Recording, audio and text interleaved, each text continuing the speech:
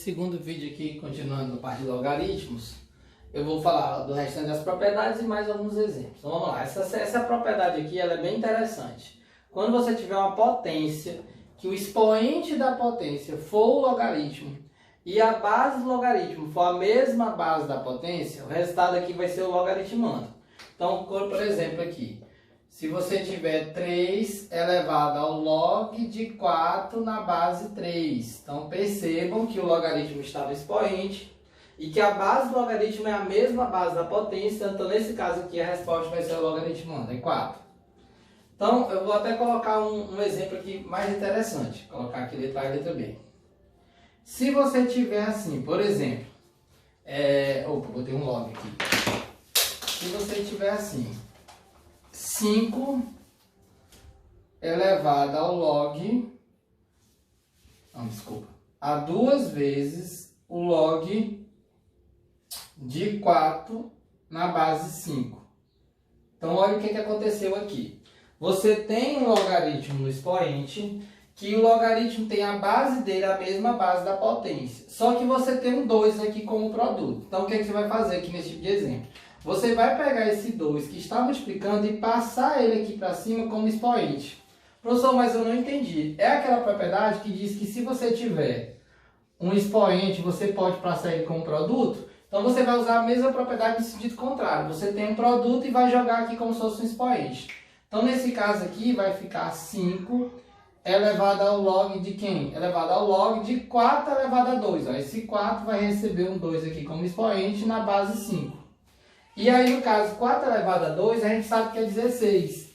Então, vai ficar 5 elevado ao log, 4 elevado a 2, 16, na base 5. E aí, aqui aconteceu o que a propriedade afirma, que essa propriedade afirma, que quando você tiver um logaritmo no expoente, que a base dele for a mesma base da potência, a resposta vai ser o logaritmando. Então, no caso aqui, a resposta vai ser 16, tá bom? Só quero chamar a atenção aqui, para esse exemplo da letra C, se em vez de produto tiver uma soma, olha o que vai acontecer. 5 elevado a 2 mais o log de 4 na base 5. Tem aluno que se confunde aqui com esse exemplo. Deixa eu só ver aqui se está dando certo. Tá, a questão da visualização aqui. Se aqui tiver um mais, o que vai acontecer? Você não pode jogar esse 2 ao quadrado. E aí o que você vai fazer aqui? Aqui você vai usar as propriedades de potência, que diz que quando tem um produto gera uma soma no expoente, então se tem uma soma no expoente vai gerar duas potências. Quais seriam as duas potências? 5 elevado a 2 vezes 5 elevado ao log de 4 na base 5. Professor, não entendi. A propriedade das potências diz assim, multiplicação de potência de mesma base, conserva a base e soma os expoentes. Então aqui, como tem uma soma, eu gerei um produto de potências. E aí ficou 5 elevado a 2, que a gente sabe que é 25, né? 5 ao quadrado, 25. E aí a outra aqui, você tem o log de 5, o 5 elevado ao log de 4 na base 5, que aqui vai dar 4, usando a propriedade, né? Então vai ficar 4 aqui, aí 5 vezes 4, 100. Então percebam que eles são muito semelhantes, mas aí aqui tem um produto, eu joguei o 2 lá como expoente, e aqui já tem uma soma, eu tive que abrir em 2 logaritmos, em 2 potências. Bem, a última propriedade é a que a gente até chama de mudança de base, ela tem até o nome. Então, como o próprio nome já diz, o objetivo dessa propriedade é você mudar a base do logaritmo, tá bom? Por exemplo, às vezes tem uma questão que envolve logaritmos de base 2. E aí você tem um dos logaritmos daquele problema que não está na base 2. Aí você muda para a base 2, tá bom? Então, como é que seria esse procedimento? Como é que seria essa mudança de base? Bem, você tem um logaritmo na base B aqui, o log de A na base B.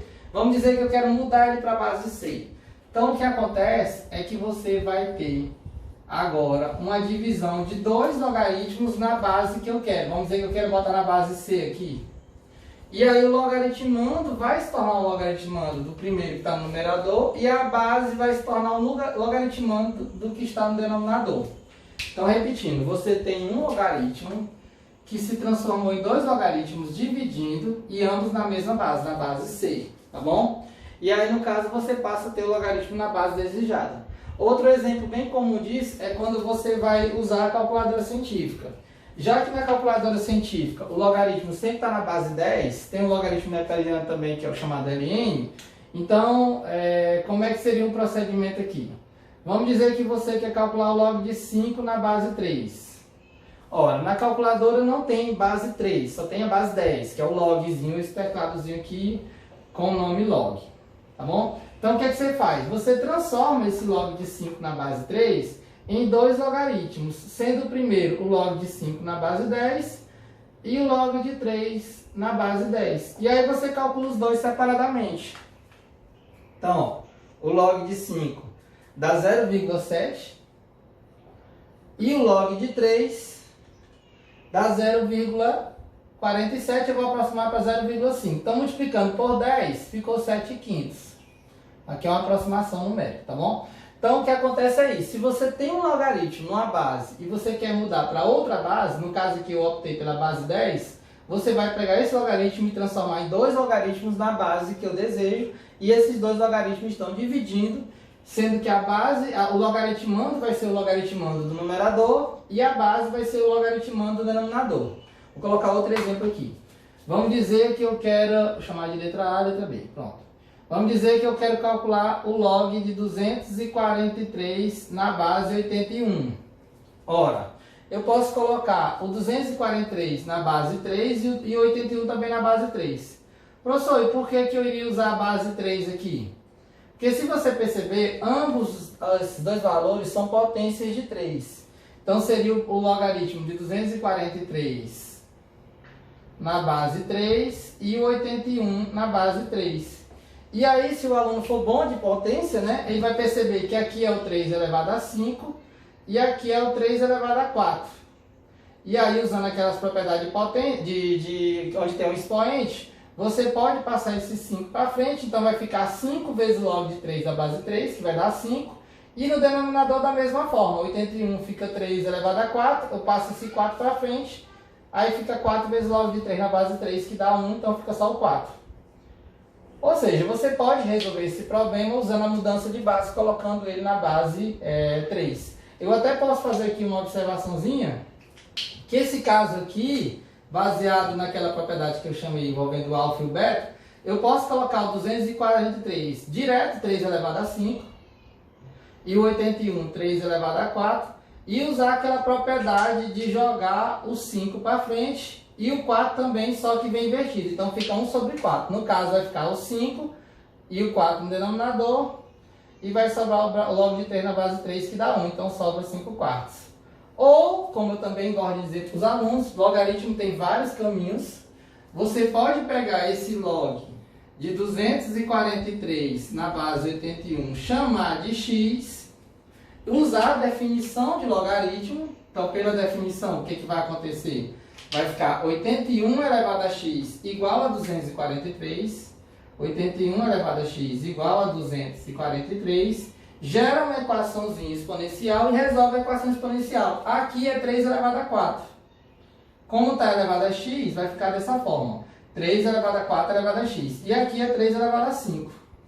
Ora, como estão na mesma base, eu já posso simplificar. Aqui é uma potência de potência, então vai ficar 4 vezes x, 4 vezes x, igual ao outro lado que é 5, então daí o x é 5 quartos.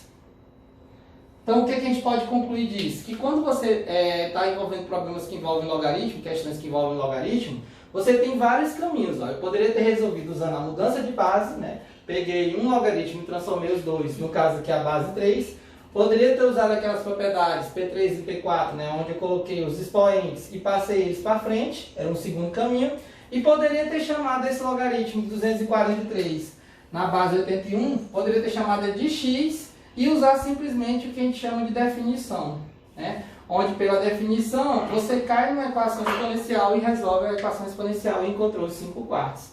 Então são vários caminhos, tá bom? Bem, para encerrar o vídeo eu vou mostrar uma aplicação de problema que envolve uma multa, envolve em caso aqui juros compostos. Eu não coloquei o problema, mas coloquei todas as informações relevantes. Diz que tinha um boleto de uma multa que a pessoa recebeu de R$3.000. Esse era o valor do boleto, caso ela pague dentro do vencimento, 3.000. a cobrança de juros vai ser baseada no juro composto de 0,05% ao dia, tá bom? Então ele vai ter um juro diário, Quando a pessoa foi efetivamente pagar, ela pagou R$ 3.019,50, então ela pagou um jurozinho, né? E aí o que ele quer saber qual vai ser, quantos dias foi passado até chegar o dia do pagamento, sendo que ela pagou com esses juros, tá bom? Coloquei uma observação aqui, o juro composto é montante, igual a capital vezes 1 mais i elevado ao tempo, tá bom? Essa expressão aqui a gente vai usar. Então, pois bem, como o montante é o capital vezes 1 mais i elevado ao tempo, eu posso substituir aqui, o montante é o valor pago, o valor futuro, que é o 3.019. Então, vai ficar 3.019,50. O capital inicial era o valor inicial, caso ela tivesse pago dentro da data correta, que é 3.000, sem os juros.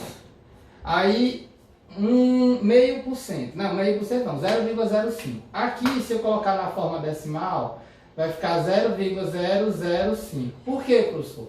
Eu vou ter que acrescentar duas casas decimais, porque aqui ainda tem um símbolo de porcentagem. Então, vai ser isso somado com 1. Isso somado com 1. É 1 mais isso. Então, vai ficar 1,0005 elevado ao tempo. Então, essa é a expressão aqui que eu vou utilizar, tá bom?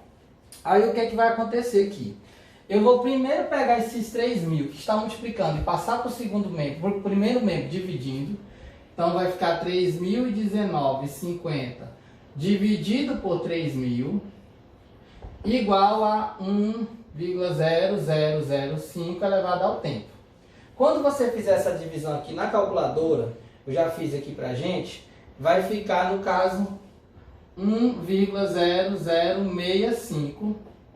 Aí aqui 1,005 elevado ao tempo. Então essa divisão aqui gerou 1,005 elevado ao tempo. Aí você diz, professor, mas como é que vai ser aqui agora? Agora você aplica o logaritmo. Então isso aqui, eu posso dizer que o t vai ser igual ao log de quem na base de quem, tá bom? Eu vou até dar uma dica para vocês. Sempre que você tiver uma equação exponencial e for transformar no logaritmo, a base onde está o expoente vai ser a base do logaritmo. Então aqui o 1,005 é que vai ficar aqui no logaritmando. Vai ser a base, desculpa. Então vai ficar 1,0005 e esse outro valor aqui, 1,0065, vai ficar logaritmando. Pois bem, essa expressão aqui eu não tenho como calcular, mas foi dado na questão 2 logaritmos de base 10. Quem foi dado na questão? O log desse primeiro aqui, o log de 1,0065 na base 10, e foi dado na questão o log desse outro aqui na base 10, 0,005 na base 10. Então, na verdade, o que a gente usou aqui foi a última propriedade que eu comentei, que foi a mudança de base. Então, esse valor aqui pra gente, ele foi dado como quanto? Aproximadamente 0,028, e o outro aqui, que é o 1,005 na base de 10, ele ficou 0,002. Então, você multiplicando aqui por 10.000 a primeira e por 10.000 a segunda, você vai deslocar a vírgula 4 casas, então vai ficar 28 por 2, que dá 14. Isso significa o quê? Que esse boleto foi pago com 14 dias de atraso. Professor, eu poderia ter calculado como na calculadora? Você poderia ter calculado esse logaritmo dividido por esse outro logaritmo, fazendo um cálculo direto na calculadora, que você ia encontrar um valor bem próximo de 14, tá bom? Com certeza não ia dar cálculo 14, porque aqui os próprios dados da questão, que aqui foi dado esses valores, já teve uma aproximação numérica. Então, por isso é que encontrou um valor exato 14. Mas na calculadora ia encontrar algo assim, tipo 13,99, ia encontrar bem próximo de 14. Então, agradecer quem assistiu esses vídeos e até a próxima, pessoal.